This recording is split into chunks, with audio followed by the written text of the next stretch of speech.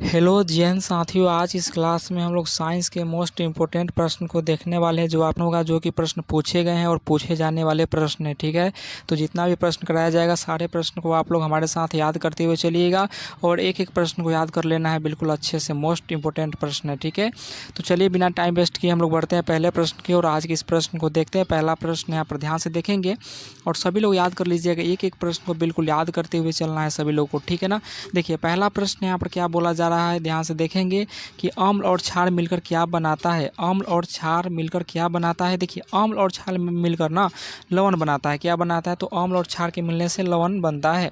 ठीक है, नेक्स्ट प्रश्न आपके पास है कि दूध का पीएच मान कितना होता है। दूध का पीएच मान बार बार पूछा गया प्रश्न है, तो बिल्कुल ध्यान रखिएगा 6.6 हो जाता है। दूध का पीएच मान कितना होता है, तो 6.6 बिल्कुल यहाँ पर हो जाएंगे। नेक्स्ट प्रश्न यहाँ पर ध्यान से देखना है कि संक्षारण के बाद चांदी का रंग कैसा होता है। संक्षारण के बाद चांदी का रंग आखिर में कैसा हो जाता है संक्षारण होने के बाद, तो बिल्कुल ध्यान रखिएगा संक्षारण जब भी होता है तो चांदी का रंग यहाँ पर काला हो जाता है। यहाँ पर कैसा हो जाएगा सर, तो काला हो जाएगा। नेक्स्ट प्रश्न है कि टमाटर में कौन सा अम्ल पाया जाता है। देखिए टमाटर में आपसे अम्ल पूछा जा रहा है, आखिर में टमाटर में कौन सा अम्ल पाया जाता है। देखिए टमाटर में यहाँ पर कौन सा अम्ल हो जाएगा, बिल्कुल 4 नंबर का, तो ऑप्शन नंबर सी ऑक्जेलिक अम्ल। टमाटर में कौन सा अम्ल, तो ऑक्जेलिक अम्ल पाया जाता है। चींटी के डंक में तो मेथेनोइक अम्ल पाया जाता है। ठीक है ना, इस तरह से आप लोगों को सभी प्रश्न को याद करते हुए बिल्कुल चलना है। ठीक है ना, नेक्स्ट प्रश्न आपके पास है कि कौन द्रव धातु है। आखिर में कौन सा द्रव धातु, देखिए यहाँ पर द्रव और धातु नहीं पूछा जा रहा है, आपसे द्रव धातु पूछा जा रहा है। ठीक है, जब द्रव धातु बोले तो पारा लगाएंगे। क्या लगाएंगे, जब द्रव धातु पूछे तो पारा लगाएंगे। ठीक है ना, अगर द्रव अधातु पूछे तब ब्रोमीन लगाना है। ठीक है ना, चलिए नेक्स्ट प्रश्न आपके पास है बेकिंग सोडा क्या है। बेकिंग सोडा यहाँ पर क्या होता है, चलिए बेकिंग सोडा यहाँ पर क्या है, यहाँ पर अम्ल हो जाएगा, क्षार है, लवण है, जल है। ठीक है ना, एक बेकिंग सोडा के नाम आप लोग बताएंगे तो NaHCO3 क्या होता है यहाँ पर सर, NaHCO3 सोडियम बाइकार्बोनेट, जिसे खाने का सोडा बोला जाता है। तो बिल्कुल यहाँ पर क्या हो जाएगा 6 नंबर का, बहुत बढ़िया, बिल्कुल लवण होता है। क्या हो जाता है यहाँ पर, तो लवण होता है। बेकिंग सोडा क्या होता है, तो लवण होता है। नेक्स्ट प्रश्न आपके पास है कि पदार्थ की मात्रा किस पर निर्भर करती है। तो बिल्कुल ध्यान रखिएगा, पदार्थ की जो मात्रा निर्भर करती है वो आपकी किस पर, सांद्रता पर नहीं करती है, संपीड़न पर नहीं, आयतन पर नहीं, द्रव्यमान पर निर्भर करती है। किस पर, तो द्रव्यमान पर निर्भर करती है। ठीक है, और सभी लोगों को बताना है कि आप लोग कितने प्रश्न को सही कर पाए हैं आज की इस क्लास में बिल्कुल। ठीक है ना, चीनी में क्या पाया जाता है, चलिए चीनी में क्या पाया जाता है, सभी लोग बताएंगे। यहाँ पर चीनी में, देखिए चीनी में ग्लूकोज पाया जाता है। क्या पाया जाएगा सर, तो चीनी में ग्लूकोज पाया जाएगा। और चीनी का फार्मूला क्या होता है, इसका जवाब आप लोग बताएंगे। आखिर में चीनी का रासायनिक सूत्र क्या होता है। चलिए नेक्स्ट प्रश्न आपके पास है कि वायुयान के टायरों में कौन सी गैस भरी जाती है। वायुयान के टायरों में कौन सी गैस भरी जाती है, तो बिल्कुल यहाँ पर ध्यान रखना है सभी को इसमें वायुयान के टायरों में कौन सी गैस भरी जाएगी, तो हीलियम गैस भरी जाएगी। ठीक है, चलिए बहुत बढ़िया। नेक्स्ट प्रश्न है कि निम्न में कौन सा अम्ल है। अम्ल, देखिए कि इसमें अम्ल बताना है यहाँ पर, तो अम्ल कौन हो जाएगा, सिरका। सिरका एक अम्ल है। ठीक है ना, सिरका क्या है सर यहाँ पर, तो अम्ल हो जाएगा। चलिए बहुत बढ़िया, यहाँ पर सिरका क्या है, तो एक अम्ल है। सिरका में कौन सा अम्ल, एसिटिक अम्ल पाया जाएगा। बिल्कुल ध्यान रखिएगा, सिरका में एसिटिक अम्ल पाया जाता है। नेक्स्ट प्रश्न है कि नीले लिटमस को अम्ल कैसा कर देता है। नीले लिटमस को अम्ल कैसा कर देता है, देखिए नीले लिटमस को अम्ल जो होता है नीले से लाल कर देता है। ठीक है ना, नीले लिटमस को अम्ल लाल कर देता है फिर बिल्कुल। ठीक है ना, नेक्स्ट प्रश्न है कि चीनी के डंक में, सॉरी यहाँ पर चींटी के डंक में कौन सा अम्ल पाया जाता है। देखिए चींटी के डंक में आपके फॉर्मिक अम्ल पाए जाएंगे। ठीक है ना, और बताएंगे आप लोग टार्ट्रिक अम्ल किस में पाया जाता है। चलिए टार्ट्रिक अम्ल किस में पाया जाता है, तो बिल्कुल याद रखिएगा इमली, अंगूर, कच्चे आम इत्यादि में आपका इमली यानी अंगूर, कच्चे यानी खट्टे फल में टार्ट्रिक अम्ल पाया जाएगा। फॉर्मिक अम्ल चींटी के डंक में। एसिटिक अम्ल बताएंगे, एसिटिक अम्ल किस में, तो सिरका में। एसिटिक अम्ल किस में पाया जाता है सर, तो सिरका में पाया जाएगा। और एस्कॉर्बिक अम्ल किस में पाया जाएगा, चलिए इसका जवाब आप लोग बताइएगा। चलिए बहुत बढ़िया, बिल्कुल वेरी गुड। नेक्स्ट प्रश्न आपके पास है कि चूने के पानी को दूधिया रंग, चलिए चूने के पानी को दूधिया रंग किस कारण होता है। चूने का पानी दूधिया रंग आखिर में किसके कारण हो जाता है, तो देखिए चूने का जो पानी होता है दूधिया रंग होने के कारण है ऑप्शन नंबर 1 कैल्शियम कार्बोनेट। ठीक है ना, जिसे संगमरमर भी बोला जाता है। ठीक है ना, CaCO3। नेक्स्ट प्रश्न आपके पास है कि क्षार का स्वाद कैसा होता है। क्षार, देखिए क्षार का स्वाद कैसा होता है, बिल्कुल देखिए याद रखिए क्षार का स्वाद कड़वा होता है, ठीक है ना। आम्ल का स्वाद कैसा होता है, आम्ल स्वाद में खट्टा होता है, ठीक है। ऑप्शन नंबर बिल्कुल यहाँ पर बी जवाब आप लोगों के सही हो जाएंगे, ठीक है। नेक्स्ट प्रश्न आपके पास यहाँ पर कि जिस रासायनिक अभिक्रिया में ऑक्सीकरण उपचयन एक साथ संपन्न होता है डैश डैश अभिक्रिया कहलाती है। जिस रासायनिक अभिक्रिया में ऑक्सीकरण और अपचयन, देखिए ऑक्सीकरण और अपचयन दोनों जो जिसमें साथ हो उसे रेडॉक्स अभिक्रिया बोलते हैं, ठीक है। चलिए तेजी में रिवीजन करते हुए चलना है और सभी को बताना है क्लास कैसा लग रहा है सभी लोग, और क्लास को सभी लोग लाइक भी करेंगे, ठीक है। चलिए शुष्क बर्फ क्या है, शुष्क बर्फ आपका ठोस CO2, ठीक है ना। ठोस कार्बन डाइऑक्साइड को शुष्क बर्फ बोला जाता है, ठीक है। H2O नहीं लगाना है, बिल्कुल ठोस CO2 हो जाता है। नेक्स्ट प्रश्न है कि चाकू से कौन सी धातु काटा जा सकता है, तो बिल्कुल ध्यान रखिएगा चाकू से सोडियम को काटा जा सकता है, बिल्कुल सोडियम ऑप्शन में रहे तो पोटेशियम को, ठीक है ना। चाकू से कौन सी धातु काटा जा सकता है, तो सोडियम को चाकू से काटा जा सकता है, बिल्कुल ठीक है। नेक्स्ट प्रश्न यहाँ पर ध्यान से देखेंगे कि एसिटिक एसिड किस में पाया जाता है। अभी तुरंत आपको बताया गया कि एसिटिक एसिड किस में पाया जाता है, तो सिरका में, ठीक है ना। और चीटिक दंग में फॉर्मिक अम्ल, दही में लैक्टिक अम्ल, नींबू के रस में सिट्रिक अम्ल पाया जाता है, ठीक है। बहुत बढ़िया, बिल्कुल। नेक्स्ट प्रश्न यहाँ पर देखिएगा अल्फा कणों की खोज किसने की थी। चलिए अल्फा कणों की खोज किसने की थी, अल्फा कणों की खोज। चलिए जवाब देखिए यहाँ पर लगाएंगे सभी लोग, अल्फा कण किस में पाया जाता है, तो बिल्कुल याद देखिए यहाँ पर अल्फा कण की खोज किसने की थी, अल्फा कण की खोज रदरफोर्ड हो जाएंगे, रदरफोर्ड, ठीक है। बहुत बढ़िया, चलिए बहुत बढ़िया, एकदम करेक्ट आंसर दे रहे हैं आप लोग। सिट्रिक अम्ल किस में पाया जाता है, सिट्रिक अम्ल अभी तुरंत बताया गया, सिट्रिक अम्ल नींबू और संतरा में, ठीक है ना। खट्टे फल में पाया जाता है नींबू और संतरा में, ठीक है। चलिए टमाटर में कौन सा अम्ल, ऑब्जेलिक अम्ल, ठीक है ना। टमाटर पूछिए ऑब्जेलिक अम्ल लगाना है, बहुत बढ़िया। इमली में कौन सा अम्ल, अभी तुरंत आपको बताया गया है एसिटिक अम्ल ना। चलिए बहुत बढ़िया। नेक्स्ट प्रश्न है कार्बोहाइड्रेट किस भोजन में पाया जाता है, कार्बोहाइड्रेट। देखिए कार्बोहाइड्रेट जो पाया जाता है वो क्या हो जाएगा, तो आलू में ना कार्बोहाइड्रेट पाया जाता है, बिल्कुल ठीक है। चलिए नेक्स्ट प्रश्न है कि लोहे में जंग लगना किस प्रकार का परिवर्तन है, लोहे में जंग लगना कौन सा परिवर्तन है, ठीक है ना। बिल्कुल देखिए लोहे में जंग लगना जो होता है ना एक कैसा परिवर्तन हो जाएगा, तो एक रासायनिक परिवर्तन है, ठीक है ना। दूध से दही जमना ये सब क्या हो जाता है, तो आपका एक रासायनिक परिवर्तन हो जाता है। देखिए रासायनिक और भौतिक परिवर्तन दोनों को बिल्कुल अच्छे से आप लोग ध्यान में रखना है सभी को, ठीक है ना। बहुत बढ़िया एकदम।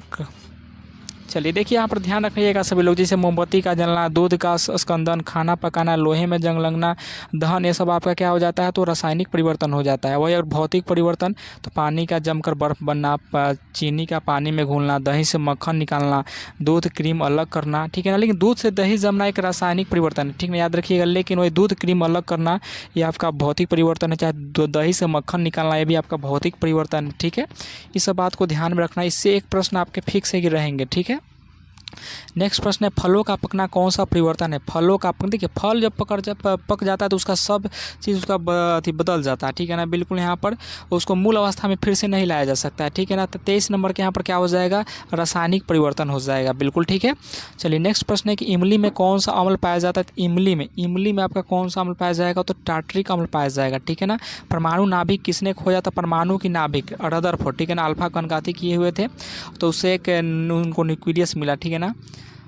बहुत बढ़िया, रदरफोर्ड हो जाएगा, बिल्कुल 25 नंबर का ऑप्शन नंबर ए हो जाएंगे। नेक्स्ट प्रश्न आपके पास है परमाणु नाभिक किसने खोजा था।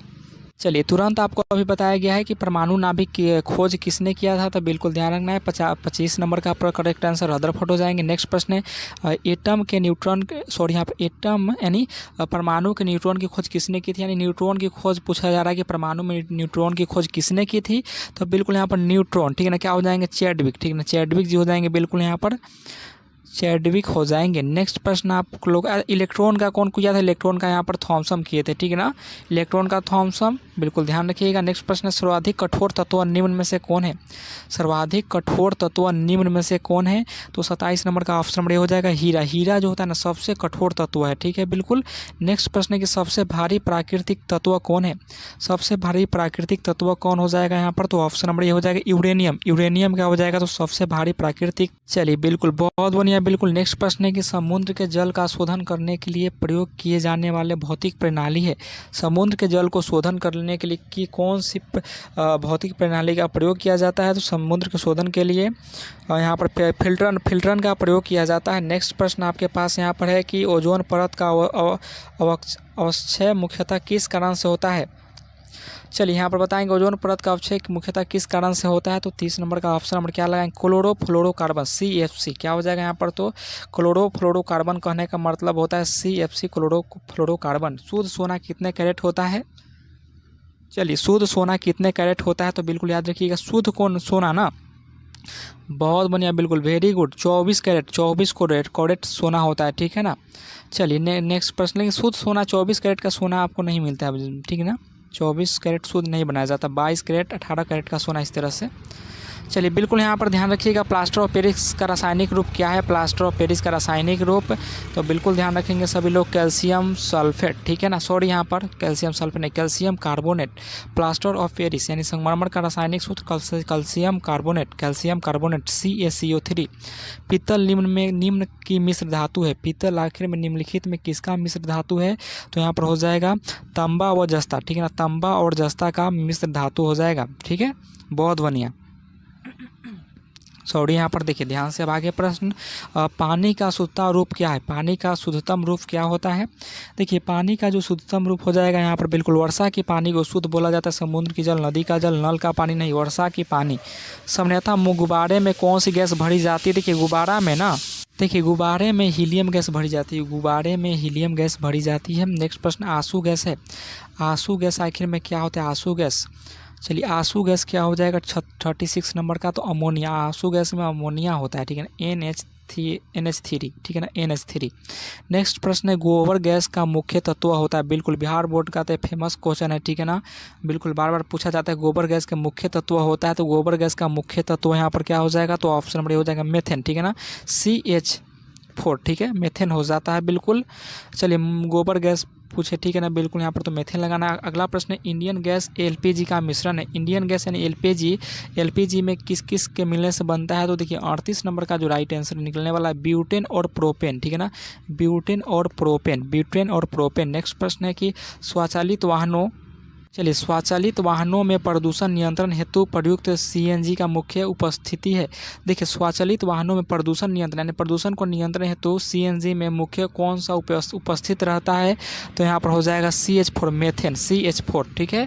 शहद का प्रमुख घटक है, शहद का प्रमुख घटक क्या होगा, 40 नंबर प्रश्न का जवाब लगाएंगे तो बिल्कुल ऑप्शन नंबर डी हो जाएगा, फ्रुक्टोस, ठीक है। और बताएंगे आप लोग क्लास को कहाँ से देख रहे हैं, बिहार के किस जिले से देख रहे हैं आप लोग, एक बार बताएंगे कमेंट बॉक्स में।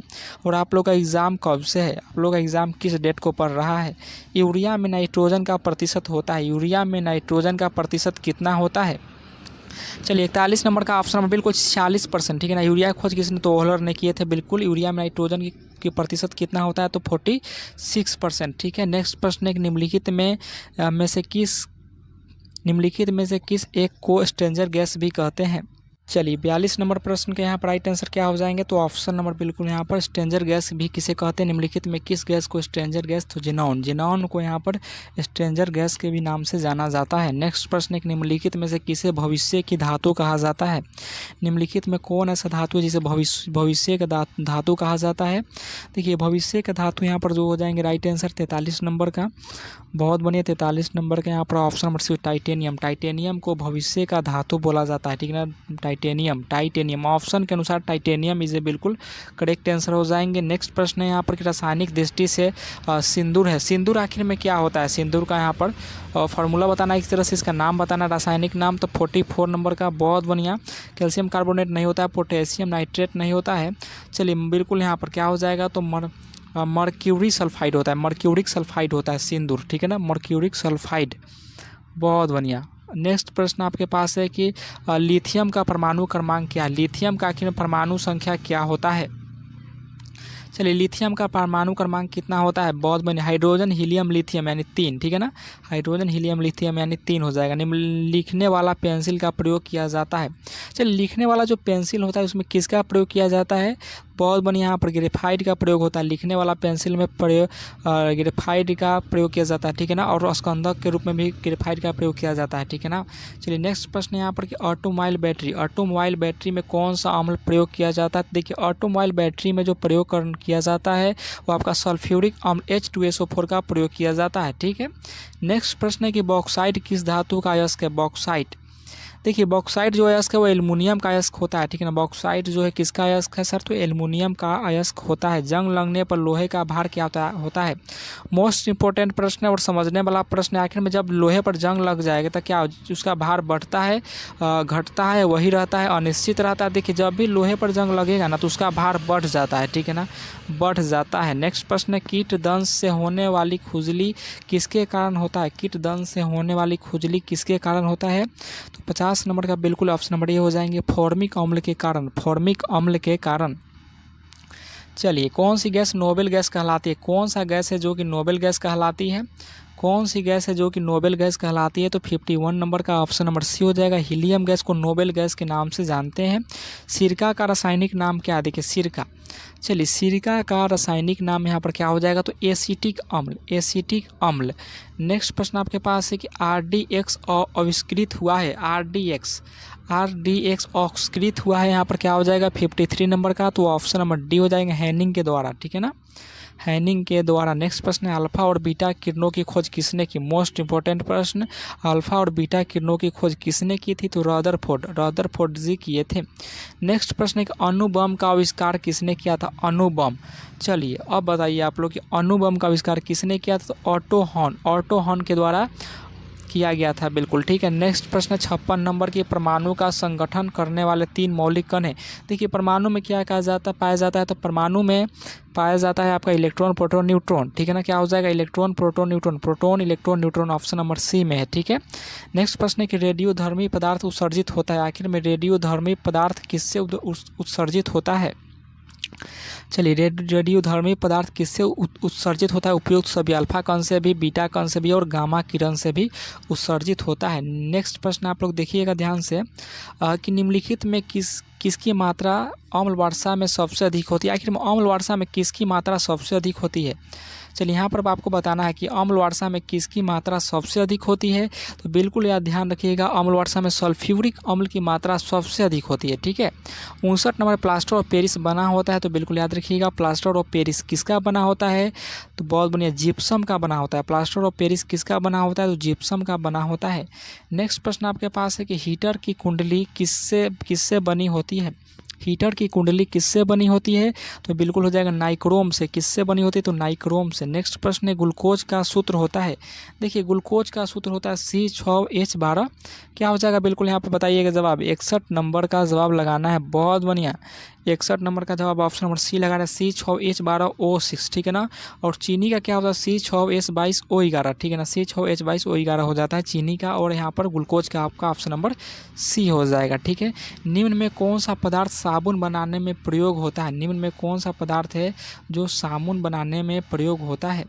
देखिए साबुन बनाने में जो प्रयोग किया जाता है ना वो आपका हो जाएगा बिल्कुल 62 नंबर का ऑप्शन नंबर, वनस्पति तेल का प्रयोग किया जाता है। नेक्स्ट प्रश्न है कि हाइड्रोजन को जलने से क्या बनेगा, देखिए हाइड्रोजन को जलने से जो बनता है यहाँ पर पानी बनेगा, हाइड्रोजन को जलाइएगा ना तो पानी निकलता है, बिल्कुल ठीक है। नेक्स्ट प्रश्न है सीसा का महत्वपूर्ण अयस्क है, सीसा का महत्वपूर्ण अयस्क कौन होगा, Pb, ठीक है ना। लेड का महत्वपूर्ण अयस्क तो बिल्कुल याद रखिए गैलेना जो होता है सीसा का महत्वपूर्ण अयस्क है। गाय में दूध का रंग थोड़ा पीलापन किसकी उपस्थिति, आखिर में गाय का जो दूध होता है थोड़ा पीलापन होता है वो कैरोटीन के कारण, किसके कारण, तो कैरोटीन के कारण गाय का दूध पीला रंग का दिखाई देता है। नेक्स्ट प्रश्न है वह तत्व जिसके नाभिक में कोई न्यूट्रॉन नहीं है, वह तत्व जिसके नाभिक में कोई न्यूट्रॉन नहीं है, बिल्कुल तो 66 नंबर का ऑप्शन नंबर बी हो जाएगा प्रोटियम, ठीक है ना। हाइड्रोजन, वह तत्व जिसके नाभिक में कोई न्यूट्रॉन नहीं है तो हाइड्रोजन में, ठीक है ना। नेक्स्ट प्रश्न है प्लास्टिक में कौन सी गैस उत्पन्न होती थी, प्लास्टिक में जो गैस उत्पन्न होती है वह जाएगा आपका पॉलीएथिलीन।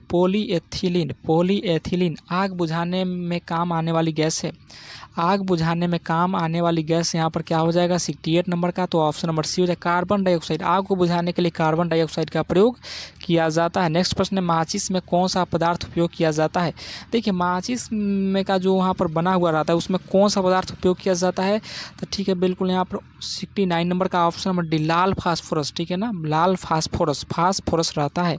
अमोनिया क्लोराइड में उपस्थित बंध का प्रकार है, आखिर में अमोनिया में क्लोराइड में कौन सा बंध उपस्थित रहता है यहाँ पर, तो 70 नंबर का बिल्कुल याद रखिएगा आयनिक एवं सहसंयोजक तथा उप सहसंयोजक, आयनिक सहसंयोजक तथा उप सहसंयोजक किसमें, तो अमोनिया क्लोराइड में। नेक्स्ट प्रश्न है अमलगम मिश्र धातु में पाए जाने वाली मुख्य धातु कौन सी है, अमलगम मिश्र धातु में पाए जाने वाली मुख्य धातु कौन सी है?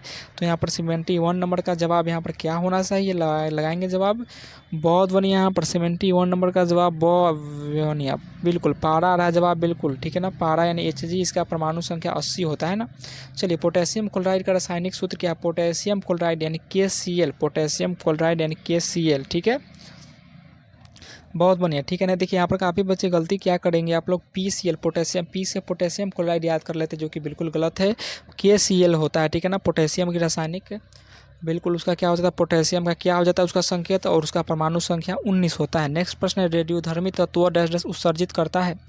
रेडियोधर्मी तत्व डैश डैश उत्सर्जित करता है। तो रेडियोधर्मी तत्व जो उत्सर्जित करता है यहाँ पर क्या हो जाएगा, तो उपयुक्त सभी, यानी यहाँ पर बीटा रे, अल्फा किरण, गामा किरण, यानी तीनों किरण को उत्सर्जित करता है आपका रेडियोधर्मी तत्व। नेक्स्ट प्रश्न है कि एटीपी है। एटीपी यहाँ पर क्या हो जाएगा एक, चलिए एटीपी यहाँ पर क्या हो जाएगा, एटीपी डैश डैश हो जाएगा। तो एटीपी जो है यहाँ पर हो जाएगा यहाँ पर एडेनोसिन ट्राइफॉस्फेट, ठीक है ना। एक बायो क्वेश्चन है, एडेनोसिन ट्राइफॉस्फेट। चलिए, इसका पूरा नाम हो जाता है। नेक्स्ट प्रश्न है, डैश डैश पोटेशियम का रासायनिक संकेत है। अभी तुरंत आपको बताएं कि पोटेशियम का जो रासायनिक संकेत होता है वह यहाँ पर P नहीं होता है, तो क्या हो जाएगा, बिल्कुल तो के हो जाएगा, ठीक है ना। ए से यहाँ पर सल्फर हो गया, P यहाँ पर लेड हो गया आपका, तो क्या हो जाएगा, पोटेशियम का इसका परमाणु संख्या 19 होता है, परमाणु संख्या आपका यहाँ पर 19 हो जाएंगे। नेक्स्ट प्रश्न है, प्राकृतिक रबर का बहुलक है। प्राकृतिक बहुलक का रबर क्या हो जाएगा, तो आइसोप्रीन। प्राकृतिक रबर का बहुलक यहाँ पर आइसोप्रीन हो जाएंगे। नेक्स्ट प्रश्न है, अम्लीय वर्षा किन गैसों के कारण होता है। अम्लीय वर्षा किन गैसों के कारण होता है। देखिए, अम्लीय वर्षा किन गैसों के कारण होता है, तो बिल्कुल यहाँ पर नाइट्रस ऑक्साइड, ठीक है ना, NO2 और सल्फर डाइऑक्साइड, ठीक है, नाइट्रस ऑक्साइड और सल्फर डाइऑक्साइड के कारण ही क्या होता है, तो अम्लीय वर्षा होता है। अम्लीय वर्षा का ही दोनों मुख्य कारण होता है। चलिए, नेक्स्ट प्रश्न है कि ओजोन का सूत्र है। ओजोन का सूत्र यहाँ पर क्या हो जाएगा, ओजोन का सूत्र, चलिए ओजोन का सूत्र यहाँ पर लगाना है। तो ओजोन का जो सूत्र हो जाएगा 78 नंबर का O3 क्या हो जाएगा यहाँ पर, तो ओजोन का सूत्र हो जाएगा। नेक्स्ट प्रश्न, यदि यूरेनियम को निर्वात में रख दे तो उस पर क्या प्रभाव पड़ेगा। चलिए, यदि यूरेनियम को निर्वात में रख दे तो उस पर क्या प्रभाव पड़ेगा, तो 79 नंबर का ऑप्शन नंबर बिल्कुल यहाँ पर ये हो जाएगा, कोई प्रभाव नहीं पड़ेगा। यदि यूरेनियम को निर्वात में रख देना तो उस पर कोई भी प्रभाव नहीं पड़ता है। नेक्स्ट प्रश्न है, नीला थोथा क्या है। नीला थोथा क्या है। देखिए, नीला थोथा जो एक होता है यहाँ पर क्या हो जाएगा, तो यहाँ पर कॉपर सल्फेट को ही बोला जाता है। नेक्स्ट प्रश्न है कि चूहे के विष का रासायनिक नाम क्या है। चूहे के विष का रासायनिक नाम क्या होगा। देखिए, इसके विष का जो रासायनिक नाम निकलता है वो जिंक सल्फाइड, जिंक फॉस्फेट होता है, ठीक है, जिंक फॉस्फाइड, ठीक है, जिंक फॉस्फाइड। नेक्स्ट प्रश्न है, निम्न में कौन सा आवेश रहित है। चलिए, निम्नलिखित में बताना है, निम्न में किस पर कोई आवेश यानी कोई चार्ज नहीं होता है, कोई चार्ज नहीं होगा। तो बिल्कुल यहाँ पर 82 नंबर का ऑप्शन नंबर सी हो जाएगा। न्यूट्रॉन यानी न्यूट्रल होता है, इस पर कोई भी चार्ज नहीं होता है। न्यूट्रल या न्यूट्रल से याद रखिएगा न्यूट्रॉन को, ठीक है ना, इस पर कोई आवेश नहीं होता है, ना पॉजिटिव ना निगेटिव, ठीक है ना। चलिए, एथेनॉल और इलेक्ट्रॉन निगेटिव होता है, ठीक है, याद रखिएगा सभी लोग। और प्रोटॉन क्या हो जाता है, तो पॉजिटिव होता है, ठीक है। एथेनॉल का रासायनिक सूत्र क्या होता है, तो एथेनॉल का रासायनिक सूत्र यहाँ पर क्या होगा, तो ऑप्शन नंबर सी हो जाएगा, एथेनॉल, C2H5O5, ठीक है ना, मेथ एथेनॉल हो जाएगा यहाँ पर। CH3COOH क्या हो जाएगा यहाँ पर। चलिए, बहुत बढ़िया यहाँ पर। चलिए, अगला प्रश्न यहाँ पर क्या बोला जा रहा है कि एक मोल में कितने कण होते हैं। यहाँ पर एक मोल में कितने, यह एसिटिक अम्ल है, ठीक है ना। एक मोल में कितने कण होते हैं, तो एक मोल में, चलिए प्रश्न पूछा गया है, प्रीवियस ईयर प्रश्न है, तो बिल्कुल याद रखिएगा 6.022 × 10⁻23, ठीक है ना। एक मोल में कितने कण होते हैं, इसको आवेगेद्रो संख्या बोला जाता है, आवागेद्रो संख्या, बिल्कुल ठीक है। चलो, नेक्स्ट प्रश्न है कि प्रोटोन एक आवेश डैश डैश है। प्रोटोन, तुरंत अभी बताएं प्रोटोन क्या हो जाएगा, तो ये आपका धनात्मक, ठीक है ना, एक धनात्मक आवेश होता है। प्रोटोन पर कौन सा आवेश, तो धनात्मक आवेश होता है। नेक्स्ट प्रश्न, जर्मन सिल्वर में चांदी का प्रतिशत होता है। जर्मन सिल्वर में चांदी का प्रतिशत कितना होता है, तो जर्मन सिल्वर में चांदी का प्रतिशत 0%, ठीक है ना। देखिए जर्मन सिल्वर नाम है लेकिन चांदी इसमें होता नहीं है, ठीक है ना। चलिए, क्लोरोफॉर्म का रासायनिक सूत्र क्या है। क्लोरोफॉर्म का रासायनिक सूत्र, चलिए क्लोरोफॉर्म आखिर में इसमें कौन सा है, तो CHCl3, बहुत बढ़िया, याद रख लीजिए, 100% प्रश्न में पूछा जाएगा प्रश्न कि CHCl3 क्या है, तो क्लोरोफॉर्म, ठीक है ना। चलो, किस तत्व का असमस्थानिक में क्या समान है। चलिए बताएंगे यहाँ पर किसका क्या समान है, आप बताएं किस तत्व का समस्थानिक में यानी आइसोटोप में क्या समान होता है। चलो बहुत बढ़िया, 88 नंबर का यहाँ पर प्रोटॉन हो जाएगा, प्रोटॉन। ठीक है, नेक्स्ट प्रश्न है कि सीसा का रासायनिक सूत्र क्या होता है। सीसा का रासायनिक सूत्र क्या होगा 89 नंबर का, तो बिल्कुल याद रखिएगा ऑप्शन नंबर सी हो जाएगा पीबी। पीबी क्या होता है, सीसा का रासायनिक सूत्र होता है। चलिए नेक्स्ट प्रश्न है कि इनमें कौन सा प्रदूषक नहीं है। प्रदूषक इसमें कौन है जो कि प्रदूषण नहीं है, तो बिल्कुल याद रखिएगा 90 नंबर का ऑप्शन नंबर सी हो जाएगा कार्बन डाइऑक्साइड जो होता है प्रदूषण नहीं फैलाता है, बिल्कुल ठीक है। कार्बन मोनोऑक्साइड का सूत्र क्या है, कार्बन मोनोऑक्साइड, तो बिल्कुल CO, ठीक है ना, CO यहाँ पर क्या हो जाएगा, कार्बन मोनोऑक्साइड यहाँ पर हो जाएंगे। नेक्स्ट प्रश्न है 92 नंबर कि सोडा बनाने में कौन सी गैस मिलाई जाती है। सोडा बनाने में कौन सी गैस मिलाई जाती है, तो 92 नंबर का ऑप्शन डी हो जाएगा कार्बन डाइऑक्साइड। नेक्स्ट प्रश्न है कि निम्न में कौन सा अम्ल है। देखिए अम्ल यहाँ पर क्या हो जाएगा, तो सभी यहाँ पर अम्ल है, ठीक है ना, एसिटिक अम्ल, हाइड्रोक्लोरिक अम्ल, सल्फ्यूरिक अम्ल, तो सभी लोग बताएंगे। आज का क्लास कैसा लगा आप लोगों को, आप लोगों को 93 प्रश्न में से आप लोग कितने प्रश्न को सही कर पाए हैं, ठीक है ना। तो आज के लिए इतना ही, क्लास को हम लोग एंड करेंगे। यह आपका पार्ट 1 हुआ, पार्ट 2 में हम लोग और भी प्रश्न देखेंगे, बिल्कुल ठीक है ना। और जितना भी प्रश्न बताया गया मोस्ट इंपॉर्टेंट प्रश्न है, सभी प्रश्नों को आप लोग याद कर लीजिएगा। कोई भी डाउट हो तो कमेंट बॉक्स में पूछ सकते हैं। और आज का क्लास कैसा लगा कमेंट बॉक्स में सभी लोग बताएंगे। तब तक मिलते हैं फिर ऐसे ही नेक्स्ट क्लास में, तब तक के लिए जय हिंद।